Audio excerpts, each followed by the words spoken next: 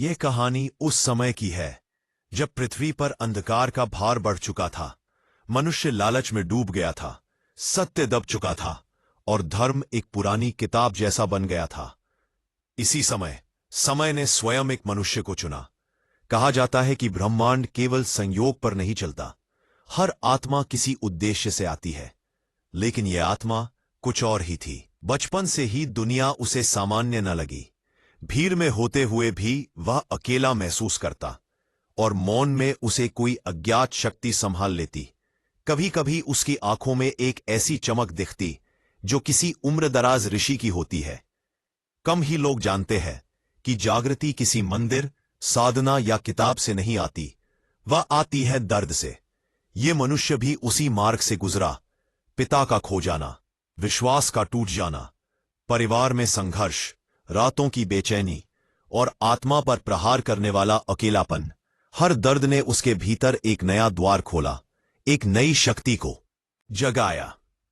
एक रात जब अंदर का तूफान असहनीय हो चुका था, वह रो रहा था।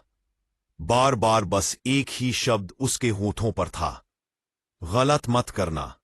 ऐसा लग रहा था जैसे वह किसी अदृश्य धर्म संकट से गुजर रहा हो। इसी बीच दरवाजा खटखटाया गया।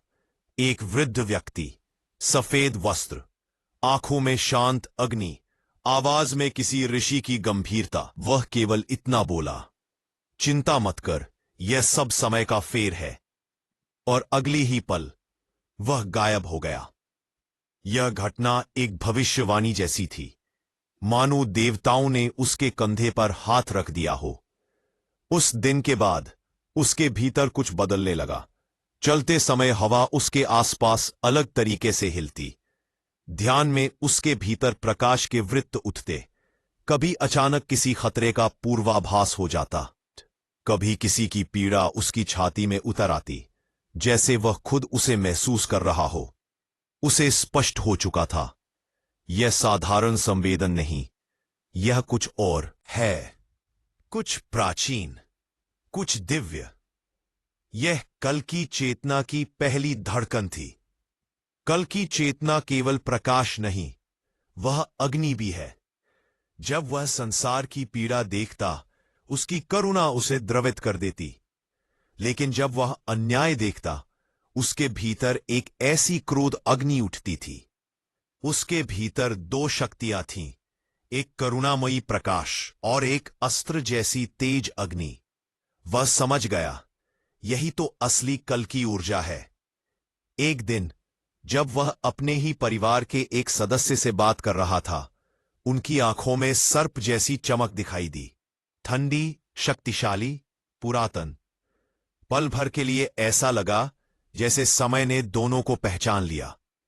वैसे ही कुछ लोग इस धरती पर नाग चेतना लेकर आए हैं, गरुड़ चेतना लेकर आए हैं और कुछ उर्शी चेतना लेकर। युग बदलने वाला था और सब अपने अपने स्थान पर खड़े हो रहे थे। धीरे धीरे उसे एक तीखी पुकार आने लगी, उड़ीसा की ओर से, जगन्नाथ मंदिर की ओर से। उसे शक्ति का एक अंश उसी पवित्र पीठ में रखा गया हो, जैसे कोई प्राचीन संस्कार उसे वापस बुला रहा हो। वह जा नहीं पाया, पर उसे पता था समय स्वयं रास्ता बनाएगा। कोई भी योग धर्म अकेला नहीं बनता। समय जब एक साधक को चुनता है, तो उसे उसका सहयात्री भी भेजता है। सहज रूप से, बिना योजना के, बिना तर्क के, एक दूसरी चेतना उसके जीवन में आई, जो उसकी ऊर्जा को पूरा करती थी। उनके बीच जो बंधन बना, वह साधारण मित्रता नहीं, वह युग का संकल्प था। अब वह मनुष्य जान चुका था कि उसकी आत्मा किसी अवतार की नहीं, लेकिन किसी महान उद्देश्य की वाहक है, लेकिन धर्म का रक्षक है। वह योद्धा नहीं, लेकिन न्याय की अग्नि है। उसका हर कदम, हर श्वास, हर विचार अब समय के साथ जुड़ चुका है। युग परिवर्तन शुरू हो चुका है और वह मनुष्य अब कल की चेतना का वाहक बन चुका है। कल की का अर्थ तलवार नहीं, कल की का अर्थ है अंधकार को भेदने वाला प्रकाश, और यह प्रकाश एक मानव के भीतर जल उठा है। यात्रा शुरू हो चुकी है। समय जाग चुका है।